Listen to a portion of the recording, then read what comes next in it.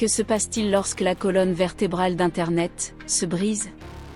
Ce lundi, des millions de personnes l'ont découvert. Votre portefeuille numérique a peut-être échoué. Vos appels vidéo ont été coupés. Vos applications sont restées silencieuses. Ce n'était pas seulement vous. Une panne massive chez Amazon Web Services s'est propagée à travers le globe. De Londres à Tokyo, des travailleurs ont été déconnectés. Des applications populaires comme Snapchat et Venmo se sont figées. Même les systèmes de grandes compagnies aériennes ont été cloués au sol. L'épicentre de ce tremblement de terre numérique était un unique centre de données en Virginie, UST 1, le plus ancien et le plus grand d'Amazon. La cause technique? Une défaillance dans l'annuaire d'Internet, le système de nom de domaine, DNS.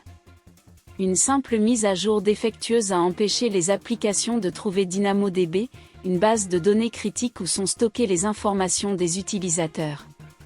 Cela a déclenché un effet domino catastrophique, paralysant des milliers de services. Mais cet incident expose une vulnérabilité critique au cœur de l'économie moderne. AWS contrôle près d'un tiers de l'ensemble du marché du cloud. Cette centralisation, bien qu'efficace, crée un point de défaillance unique massif. L'enquête, cependant, révèle un problème systémique plus profond. Ce n'est pas seulement la faute d'Amazon. Les experts avertissent que des milliers d'entreprises, dans leur course pour être en ligne, ont délibérément pris des raccourcis. Elles n'ont pas réussi à mettre en place les sauvegardes nécessaires, les systèmes de tolérance aux pannes qu'AWS fournit lui-même. Ce blackout numérique n'était pas un simple accident. C'était une fatalité.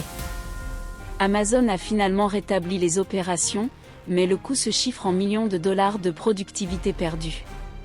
L'incident sert de rappel coûteux et urgent que la résilience n'est pas optionnelle. La vraie question est, que se passera-t-il lorsque ce point de défaillance unique cédera à nouveau? Visitez nucmi.com pour lire l'article complet. Le lien est dans la bio.